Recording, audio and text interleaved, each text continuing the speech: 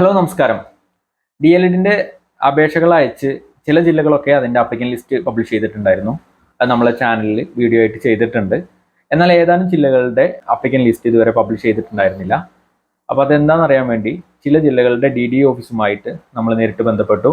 ഇടുക്കി, പത്തനംതിട്ട, തൃശ്ശൂർ, പിന്നെ കോട്ടയം തുടങ്ങി ജില്ലകളുടെ DDE ഓഫീസുമായിട്ടാണ് നമ്മൾ ബന്ധപ്പെട്ടത്. അതിൽ ആലപ്പുഴയുടെ നമ്പർ മാത്രം ഇന്റർനെറ്റിൽ കൊടുത്തിട്ടുള്ള ഗൂഗിളിൽ കൊടുത്തിട്ടുള്ള നമ്പർ തെറ്റാണെന്നാണ് പറഞ്ഞത്.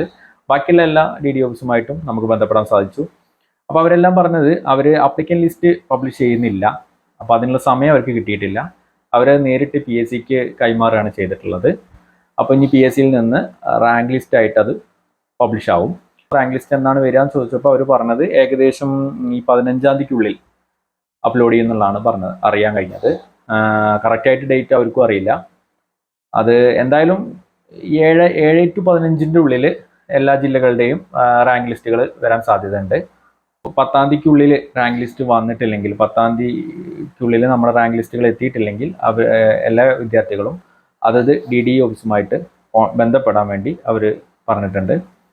റാങ്ക് ലിസ്റ്റ് വന്നത് നമ്മളെങ്ങനെ അറിയാമെന്ന് ചോദിച്ചപ്പോൾ അവർ പറഞ്ഞത് ഷുവർ ലിസ്റ്റിലുള്ള വിദ്യാർത്ഥികൾക്ക് അവർ പോസ്റ്റ് വഴി മെമ്മോ അയക്കും. അതുകൂടാതെ അവർ നേരിട്ട് കോൺടാക്ട് ചെയ്യും. നമ്മുടെ കോൺടാക്ട് നമ്പർ അവരുടെ കയ്യിലുണ്ടല്ലോ. പിന്നെ നമ്മുടെ അതത് ജില്ലകളുടെ ഡയറ്റിൻ്റെ ഒഫീഷ്യൽ വെബ്സൈറ്റിൽ അവർ അപ്ലോഡ് ചെയ്യുന്നതായിരിക്കും. പിന്നെ ന്യൂസ് പേപ്പറിൽ ഔട്ട് ചെയ്യും, അവരുടെ നോട്ടീസ് ബോർഡിലും പതിപ്പിക്കും എന്നാണ് അവിടെ നിന്ന് അറിയാൻ കഴിഞ്ഞത്. പിന്നെ ബ്ലോഗുകൾ ആക്റ്റീവായിട്ടുള്ള, ഇപ്പോൾ നമ്മൾ ആപ്ലിക്കേഷൻ ലിസ്റ്റൊക്കെ പബ്ലിഷ് ചെയ്ത ജില്ലകളുണ്ടല്ലോ, അവരുടെ ബ്ലോഗുകളിലും റാങ്ക് ലിസ്റ്റ് അപ്ലോഡ് ചെയ്യുന്നതായിരിക്കും. ലിസ്റ്റുകൾ പബ്ലിഷ് ചെയ്തു എന്ന് അറിയുന്ന പക്ഷം നമ്മുടെ ചാനലിൽ അതിൻ്റെ അപ്ഡേഷൻ ഉണ്ടായിരിക്കുന്നതാണ്. അപ്പോൾ എല്ലാവരും നമ്മുടെ ചാനൽ ഒന്ന് സബ്സ്ക്രൈബ് ചെയ്യുക, ഞങ്ങളെ സപ്പോർട്ട് ചെയ്യുക. അപ്പോൾ എല്ലാവർക്കും നമസ്കാരം.